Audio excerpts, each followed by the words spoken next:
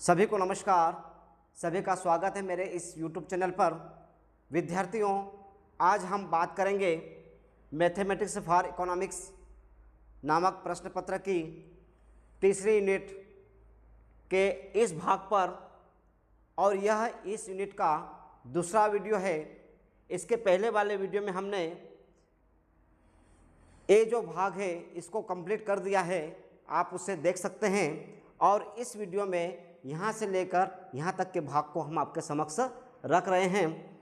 यदि आप लोगों को मेरा वीडियो पसंद आए तो आप इसे लाइक करें, शेयर करें और सब्सक्राइब करें। तो आइए हम लोग इस भाग को समझने का प्रयास करते हैं। सबसे पहले हम लोग बात करते हैं परिवर्तित अवयव की, जिसे ट्रांसपोज मैट्रिक्स कहते हैं। मैट्रिक्स का ट्रांसपोज, जिसे हिंदी में परिवर्तित आयु या परिवहन कहते हैं, एक नया मैट्रिक्स होता है जिसे मूल मैट्रिक्स की पंक्तियों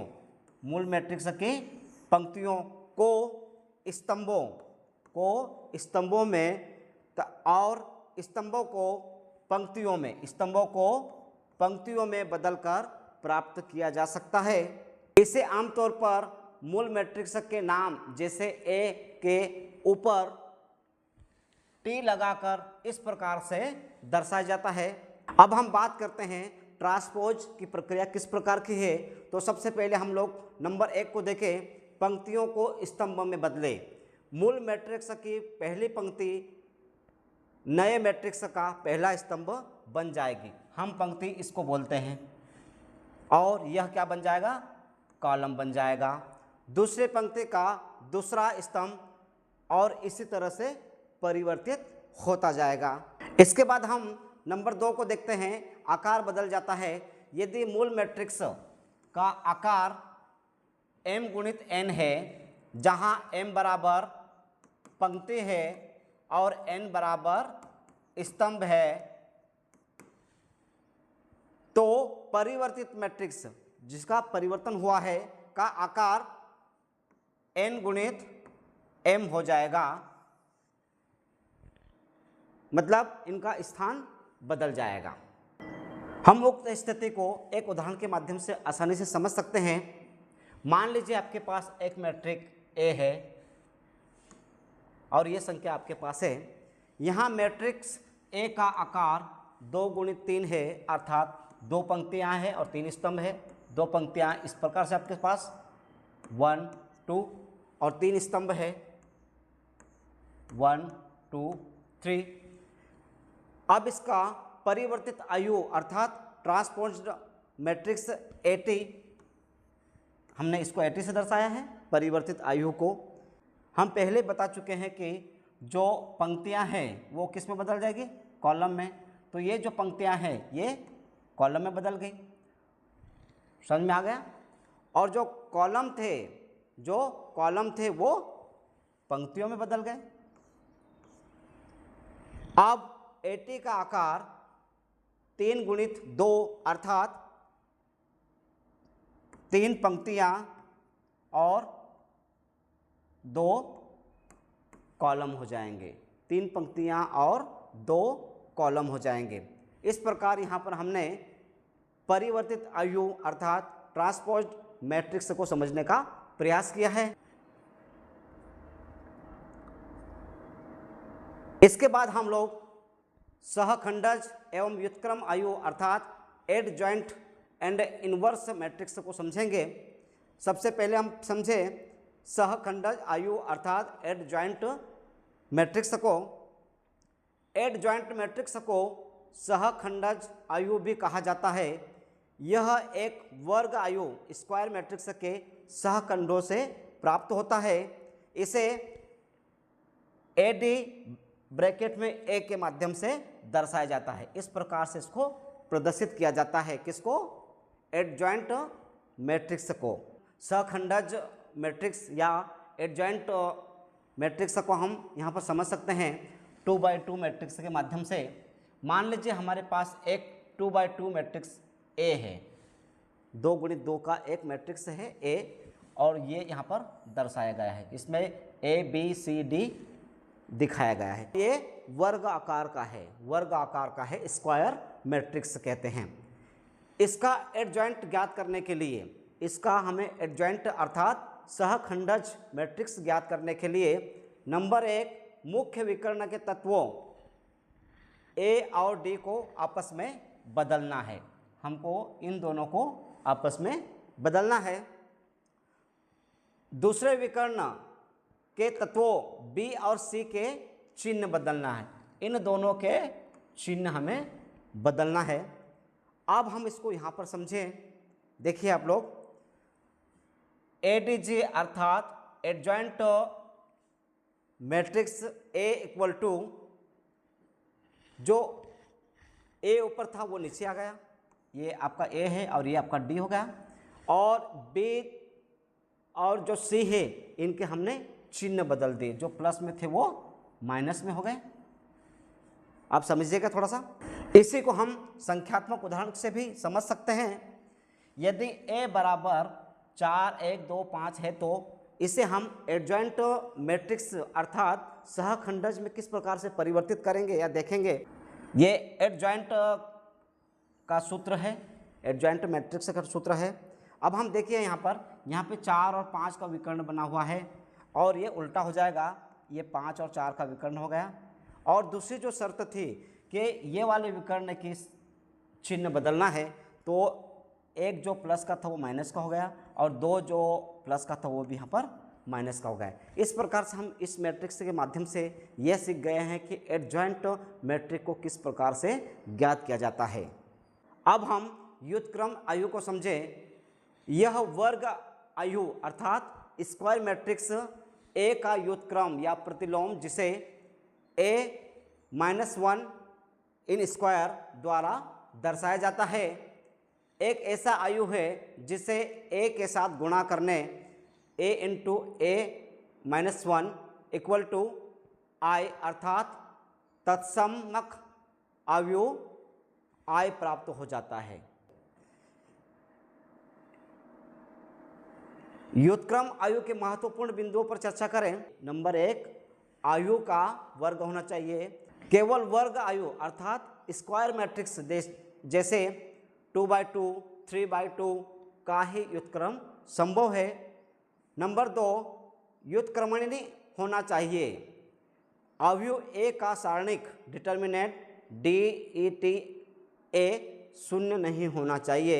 यदि डिटर्मिनेंट a बराबर 0 है तो आयु अव्युत्क्रमणीय कहलाता है और इसका व्युत्क्रम मौजूद नहीं होता। इसको ज्ञात करने का सूत्र इस प्रकार से है, a-1 equal to 1/a into ADJ a। अब हम व्युत्क्रम आयु को इस उदाहरण के माध्यम से आसानी से समझने का प्रयास करते हैं। ध्यान दीजिएगा आप लोग, यहाँ पर हम 2/2 की मैट्रिक्स ले रहे हैं। यदि a बराबर 4 7 2 6 है तो सबसे पहले हम लोग डिटर्मिनेंट ज्ञात करेंगे। डिटर्मिनेंट का सूत्र आपको याद है, DT a बराबर 0, ये सूत्र है। हम इसको यहाँ पर देखें, इसे हम इस प्रकार से भी दर्शाते हैं। अब यहाँ पर देखिएगा, इसका और इसका गुणा किया तो ये संख्या प्राप्त हो गई, और इसका गुणा किया तो ये संख्या हमें प्राप्त हो गई। क्लियर। और 4 का 6 में गुणा किया तो 24 प्राप्त हो गया। माइनस का चिन्ह, 7 में 2 का गुणा किया तो हमें 14 का प्राप्त हो गया। 24 में से 14 को हमने माइनस किया तो 10 हमें प्राप्त हुआ। चूंकि माना गया है कि इसके बराबर यह होना चाहिए, लेकिन यहाँ पर यह 0 नहीं है अर्थात यह 10 है, इसलिए यहाँ पर आपका आ गया है कि यह बराबर नहीं है अर्थात व्युत्क्रम मौजूद है। अब इसका एडजॉइंट ज्ञात करें। ये 2 नंबर की बात हम कर रहे हैं। यहाँ पर आप देखिएगा किस प्रकार से बदला है। ये वाली संख्याएं जो थी वो चेंज हो गई है ना। 4 ऊपर था तो वो नीचे आ गया है। इसी प्रकार से ये 2 चिन्ह है 7 और 2, इनके हमने चिन्ह बदल दिए और ये इस प्रकार से हमारा एडजॉइंट प्राप्त हो गया। इसके बाद हम व्युत्क्रम ज्ञात करेंगे। यहाँ पर व्युत्क्रम का सूत्र इस प्रकार से है, a-1 इक्वल टू 1/10 गुणित, अब यहाँ पर थोड़ा सा ध्यान दीजिएगा आप लोग सावधानी से, इसका इसमें भाग दिया तो ये संख्या आ गई, 6 का 10 में भाग दिया तो ये संख्या आ गई, उसके बाद -7 का 10 में भाग दिया तो ये संख्या प्राप्त हो गई। इसी प्रकार से -2 का 10 के साथ भाग दिया तो यहाँ पर यह संख्या प्राप्त हो गई, और 4 का 10 के साथ भाग दे दिया तो ये संख्या प्राप्त हो गई। क्लियर। अब 6 का 10 में भाग दिया तो 0.4, 7 में 10 का भाग दिया तो -0.7, -2 का 10 में भाग दिया तो -0.2, और 4 में 10 का भाग दिया तो 0.4 प्राप्त हो गया। इस प्रकार हमने यहाँ पर व्युत्क्रम भी आसानी से ज्ञात कर लिया। यहाँ पर हमने 3 चीज़ों को ज्ञात किया है, सारणिक को ज्ञात किया है, एडजॉइंट को ज्ञात किया है और व्युत्क्रम को ज्ञात किया है। आप थोड़ा सा सावधानी रखिएगा। डिटर्मिनेंट को हमने अभी समझा, फिर भी हम एक बार इसको फिर से समझ लेते हैं कि ये किस प्रकार से कार्य करता है। सारणिक अर्थात डिटर्मिनेंट मैट्रिक्स एक विशेष संख्या होती है जिसे केवल वर्ग मैट्रिक्स अर्थात स्क्वायर मैट्रिक्स के माध्यम से ही ज्ञात किया जा सकता है, जिसमें पंक्तियों और स्तंभों की संख्या समान होती है, जैसे 2/2, 3/2। सारणिक मैट्रिक्स के गुणों और व्यवहार को समझने में मदद करता है। सारणिक को आमतौर पर ब्रैकेट में ए या इस प्रकार से दर्शाया जाता है। अभी हमने इसके पहले एक सवाल हल किया, फिर से इसको समझ लें हम लोग। ध्यान दीजिएगा, सारणी को हम 2/2 मैट्रिक्स के माध्यम से हल करने की कोशिश करते हैं। एक 2/2 मैट्रिक्स ए का सारणिक निकालना बहुत आसान है। आपके पास इस प्रकार का एक मैट्रिक्स दिया है, ए इक्वल टू ABCD। यहाँ पर देखिएगा इसका सूत्र किस प्रकार से है, DET अर्थात डिटर्मिनेंट ए, या इस प्रकार से इसको हम दर्शाते बराबर AD, ये हो जाएगा आपका AD माइनस BC, ये आपका सूत्र हो जाएगा। यहाँ पे हमने उदाहरण से इसको समझाने की कोशिश की है। आपके पास ये उदाहरण है a इक्वल टू 4, 2, 3, 5। अब हम यहाँ पर देखें कि हमको AD करना है, तो आपके पास a है वो 4 है, आपका a 4 है, b आपका 2 है, c आपका 3 है और d आपका 5 है। अब हम सबसे पहले AD करें, मतलब गुणा करेंगे, तो इन दोनों संख्याओं का गुणा हो जाएगा, 4 और 5 का गुणा हो जाएगा। उसके बाद माइनस का चिन्ह आ जाएगा, फिर उसके बाद इन दो संख्याओं का 3 और 2 का गुणा हो जाएगा, जो यहाँ पर दर्शाया है।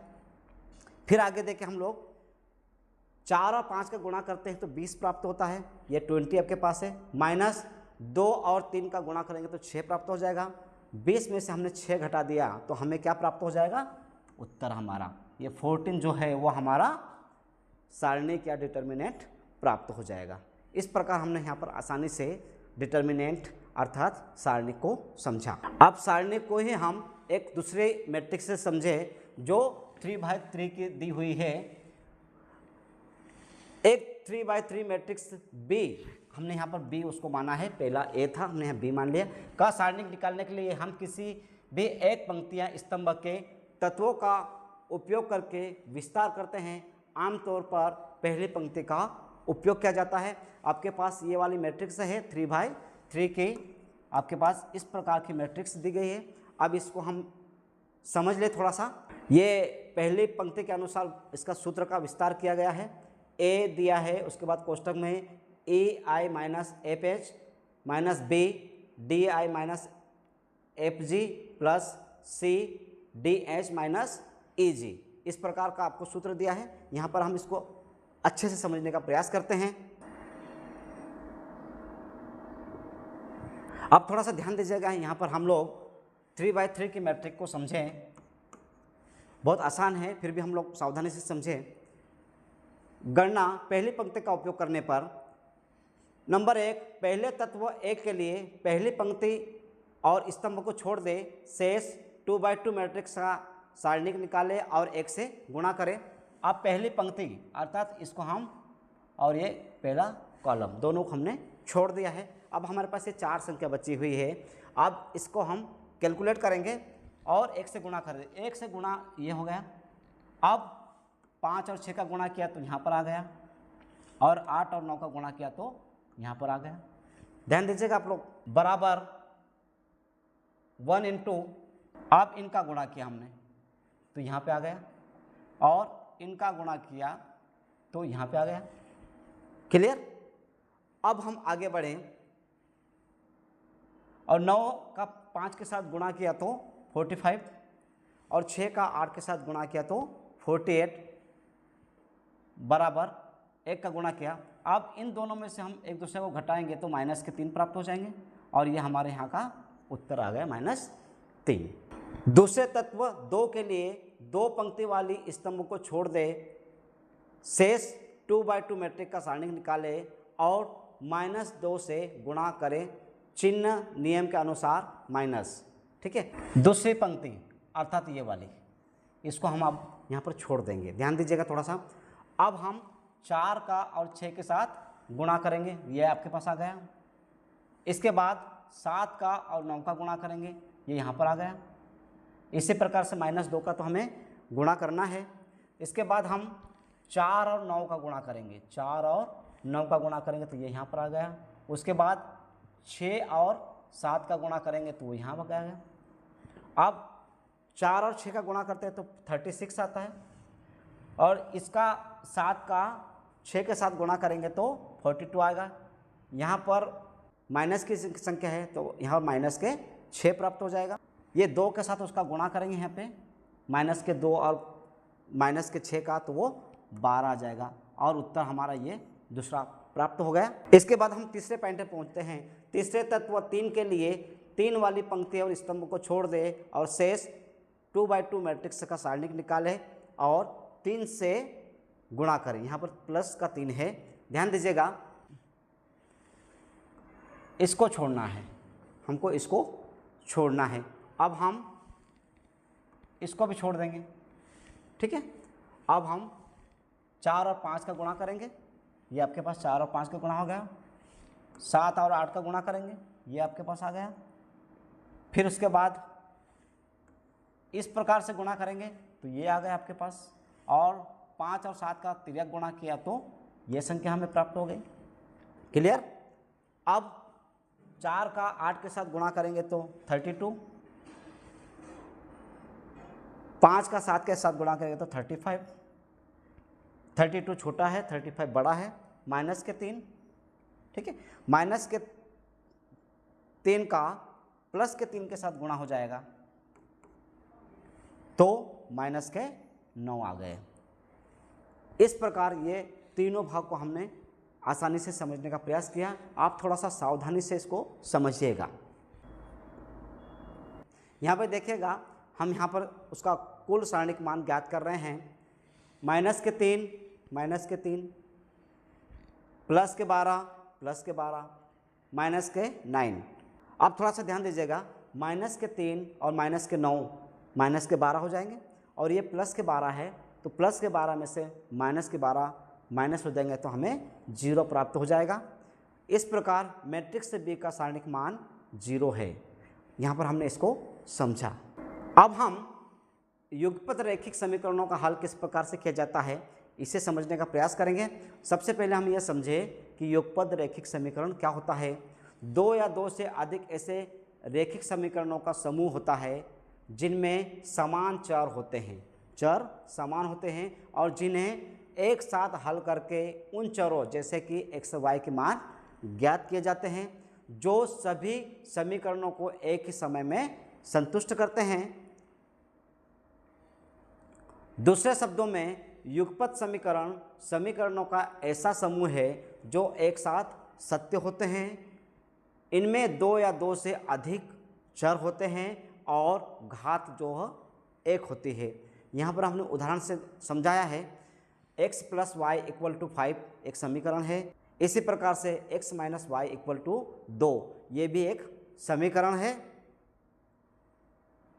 इन समीकरणों x और y के वे मान खोजने होते हैं जो दोनों समीकरणों को एक साथ सही साबित करें। इसके बाद युगपत समीकरण का हल किस प्रकार से किया जाता है, इसकी कितनी विधियां हैं, इस पर थोड़ा सा हम लोग प्रकाश डाल रहे हैं। प्रतिस्थापन विधि में एक समीकरण से एक चर का मान दूसरे चर के पदों में व्यक्त करके उसे दूसरे समीकरण में प्रतिस्थापित किया जाता है, जिसके इस प्रकार से चरण है। नंबर 1, किसी एक समीकरण से एक चर का मान निकालें, जैसे x को y के रूप में व्यक्त करें। नंबर 2, इस मान को दूसरे समीकरण में रखें, जिससे एक चर वाला समीकरण प्राप्त हो जाएगा। तीसरा, इस नए समीकरण को हल करके उस चर का मान ज्ञात करना है। और चौथा है, प्राप्त मान को पहले वाले व्यंजक में रखकर दूसरे चर का हम मान आसानी से ज्ञात कर सकते हैं। इसकी दूसरी विधि है विलोपन विधि। इस विधि में समीकरणों को जोड़कर या घटाकर एक चर को विलोपित किया जाता है, ताकि एक चर वाला समीकरण हमें प्राप्त हो सके। इसकी स्टेप है नंबर 1, दोनों समीकरणों में से किसी एक चर के गुणांक को बराबर करने के लिए समीकरणों को उपयुक्त गैर शून्य संख्या से गुणा करें। नंबर 2, यदि बराबर गुणांक वाले चर के चिन्ह विपरीत है तो समीकरण को जोड़े, अन्यथा घटा दें। एक चर वाला समीकरण प्राप्त होगा, उसे हल करके उस चर का मान ज्ञात कर लें। और अंतिम स्टेप तो है, इस मान को किसी भी मूल समीकरण में रखकर दूसरे चर का मान हम आसानी से ज्ञात कर सकते हैं। इसी प्रकार से तीसरी विधि है वज्र गुणन विधि, क्रॉस मल्टीप्लिकेशन मेथड, जिसे तिर्यक गुणा भी कहते हैं।